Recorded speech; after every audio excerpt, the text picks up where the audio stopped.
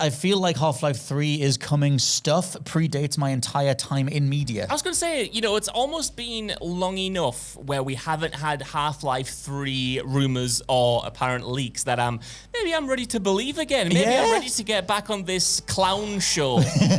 Put your clown makeup on and become Parappa the Rapper. That's in regards to a belief reference, because Half-Life 3 has appeared on voice actor Natasha Chandler's personal website, listed as Project White Sands, with Valve attached as a developer. However, fans immediately noticed that White Sands is a park in New Mexico, which is where Half-Life's research-based Black Mesa is located, making the initial Half-Life connection. This also comes alongside a follow-up from longtime Valve leaker and insider Tyler McVicker, who weighed in saying they're following a data mine into various Valve game updates across various titles that they own, including shared data strings in Dota 2, Defense of the Ancients 2, and they have more specific information. McVicker says that this project is called HLX internally. It started in 2021 with the full Half-Life Alyx team on board, following that game's release in 2020. Being a fully fledged non-VR Half-Life game, various file names mention, and these are just file names that we're now going off, included in the different games files at the data mines, mentioning an HEV suit, enemies called Zen Gorillas, Zen Jellyfish, and Zen Swoopers, which were apparently cut from Half-Life Alyx, and mention of an off-world file as well. This all comes after Half-Life Alyx's ending in 2020, retconning the end of Half-Life 2 Episode 2 to change around various characters that are alive as a way to go into a whole new game. So it has felt like they were always going to do this, but the way Half-Life Alyx ends, you have to go and watch it, but it's a whole multiversal time retcon thing, ending with Gordon Freeman getting his hands on the the crowbar again, as a way to go forward. Now, I am not the world's biggest Half-Life fan. I've barely played Half-Life 2. Yeah. It just wasn't my era. Somewhere Rich Hudson is stirring. Oh, he always was, man. Every time I mention I've not played Half-Life, he's just, what? And I totally get it. But still, we're finally getting Half-Life 3. It's been a long, long time. You know what? I actually reckon that to release it in the near future is probably a good time frame from it, and I'll tell you for why. Soul Reaver's anniversary.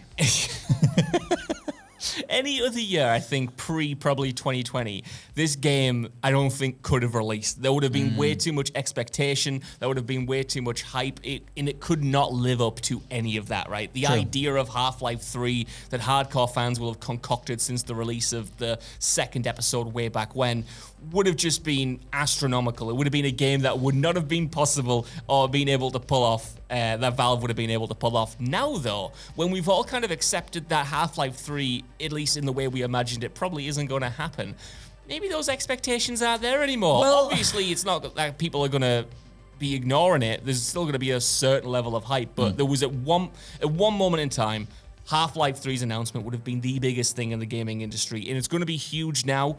But I think you've kind of gotten away from that level of impossibility in terms of what you can deliver versus what's expected. Yeah, I think Alyx was a really good reset of just saying, like, we can do something else with this universe. It doesn't need to be Half-Life 3.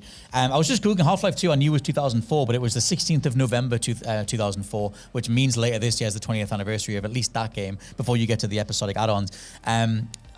Where's Half-Life in the current realm? Because, like, you think about all the games that took forever to get their sequels that were mythical for so long. Final Fantasy VII Remake, Shenmue 3, The Last Guardian. Half-Life 3 is like the only one left. Like, in terms of something that went on for that. Duke Nukem Forever took like 11 years or whatever it was. Or 20 years, I think, by the end. There are not that many mythical games like this anymore. However, you are right. Like, there is a space now where you could do this. There was a recent report as well mentioning the way that Valve operates. They have, like, I think it was 370 employees, drastically less than a lot of the other bigger third parties. Like, they have a team that manages Steam, and then they have a team that does the video game stuff. But it's been a long time since they put, especially a first-person shooter-style proper video game out. Yeah. Was it Artifact was their card-based game that everyone thought was going to be a new game, and then it was everyone booed when it was a card-based game. Right, okay. There was all that stuff, which I don't think is available anymore. But Valve overall, as a company, as an entity, are filled with veterans and filled with people who, in theory, could do right by the Half-Life name. One of them, and this was a good 3 years ago, revealed what would have been Half-Life's ending as an overall story. They changed the nomenclature around, they changed the nouns around, Jeff Freeman or whatever, to describe what that would have happened. So fans got some closure back then.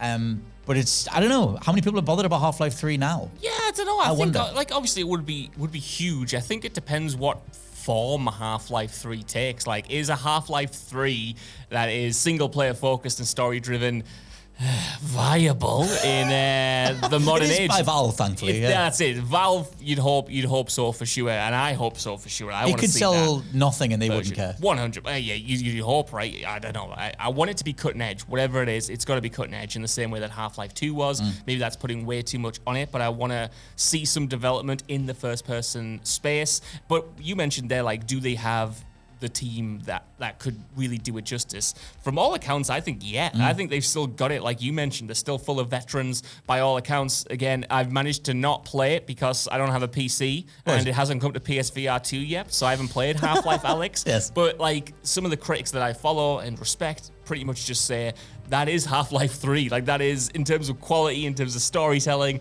that is Half-Life 3. It's only available to a select few players because of its platform, but it is pushing the medium forward and pushing the gameplay forward in that way. So to then take the experience, maybe learn from that game and bring it back to a flat screen experience, I think, yeah, man, you got to have learned some good lessons from that, surely. And like you said, you don't deliver that ending without the intention to follow up on it in some form, whether it is a full sequel or whether it is a sequel to Alyx, so to keep expectations low and not have it be Half-Life 3. My thing is, if you're going to come back in the first, it's not necessarily because there's a huge story element to this, obviously the big narrative side of it, the lore side of it, but you're still kind of going to be in the first-person shooter space to a degree.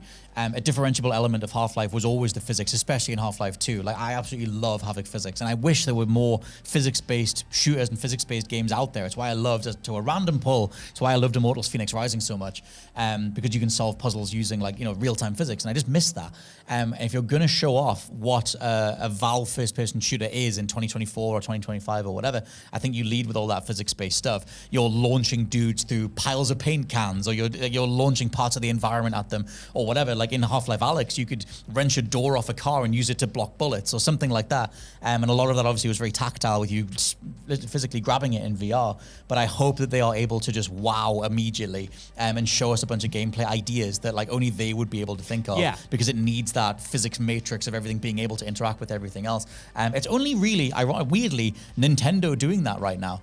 Tears of the Kingdom has that weird, bolt anything to anything, make it up as you go style feel. And the newest Zelda later this year also has that, where you're combining different parts of the world together. I just hope they can come out and prove to the console gamer that it's worthwhile, kind of thing, to have this extra approach. It's not just left trigger, right trigger. There's so much more that can be done in a first-person shooter space. I was thinking the other night, I'm not saying Half-Life as a series should go down this road, but I was thinking that, I felt like for a little while, during the 360 era especially, improvements in gameplay and I guess technology felt, like you said, like sort of physics-based. Yes. And for a while, I always thought like destruction, environmental destruction would have been the next step. And we got teased with that with Crackdown 3, but we all know how that turned out. But, I look at the likes of the Battlefield franchise sort of moving away from that and kind of going down a more pristine and graphically impressive route, but getting rid of that tactility and getting rid of that focus on, okay, how can we push technology in a way that isn't just making things prettier, it's making things more interactive and dynamic and reactive to the player. And I would love to see more of that. I think the bar is so low now that when I was playing Marvel Rivals and that had a bit of environmental destruction, like just the most basic environmental destruction you've ever seen, I thought that is so cool because I'm so accustomed to not seeing that kind of stuff in games anymore, really. Well, I think we moved away from it. Like you said, Crackdown 3 was a big talking point. Maybe if Crackdown 3 had landed and was really popular, then you would have got more devs steer into it. That idea of cloud-based destruction, syncing it between different players, maybe that was never real or whatever. But like the fact that you've got the Red Faction games got remastered, like Guerrilla and Armageddon both got remasters, and they still have industry best destruction, or at least some of the best anyway. I don't think it's Havoc physics. I think it might be actually, but still, like that idea of exploring, what is it like when you take away a strut from a building? How does it fall? And you mentioned Battlefield. Battlefield. Battlefield 3, I think it's 3, might be 4, is having a bit of a moment on social media at the minute. It keeps getting shared different clips from those games, just saying, look how beautiful this game was back in 2014. And then showing what EA used to call Levolution, the idea of doing some big destruction set piece and then that changing the environment for the rest of the match, which Battlefield 1 had as well. But still, like, that idea of why did we move away from this when it was so cool? Yeah. And I know the tech side at the time was hard to sync up to make sure everyone sees the same physics as everything falls apart. But with the new technology, you would think it would be easier to do. I know that's more of a multiplayer thing. Still, but though. The appeal, though, like, I love that stuff. I love it as well. I mean, you know me, I'm a big COD fan, and one of the biggest redeeming factors of Call of Duty Vanguard for me was the small environmental destruction. Like, it was never Battlefield level, but the maps by the end of a round, you know, you had like chunks blown out of them. Like, it felt like if you missed your shots, the shots felt impactful because they were exploding stuff behind the enemy, and then they just got rid of that with the following games, and it's like, oh no, but you were onto something cool. Like, I remember that, and just to make it more satisfying to engage with the mechanics and give you that bit of visual flair and reactivity to what you're doing in a way that isn't just hit markers when you hit someone. Yeah, man, I massively miss environmental interaction, whether it's melee based or like shooting based or whatever it is. I remember Cliff Blazinski back when Gears of War 2 or 3 was in development, and he mentioned the idea of, he said that a machine gun is the player's way of interacting with the world. Like, they're going to point it at stuff, they're going to shoot different things.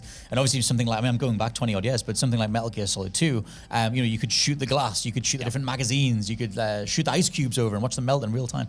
And a lot of that stuff now you can argue is a bit pointless depending on how the production budget goes, but it is a level of immersion that like is outside of narrative. It's just pure like, I am having an effect on a space, which I guess is why Half-Life 2, to bring it all the way back, was such a huge deal. It really felt like you were exploring those spaces and interacting with everything in real time, which is probably the thing they need to bring back. That's why Alyx was such a big deal. 100%. You know, the Half-Life series from its inception has always, for my money, not being like the most diehard fan, but from when I've played the games, like their reputation precedes them, but like being at the forefront of immersion and tactility and interactivity, like just the decision to tell the story entirely from that gameplay perspective, to have a protagonist and to have a mute protagonist and to like go through those games and have the story happen to you and be reactive to what you're doing, and to not break it up, to make it like gameplay forward and input forward. Like, that was so cool. That felt so fresh at the time, and they kind of evolved that with VR by literally making that as interactive as possible, because it's your own hands picking stuff up,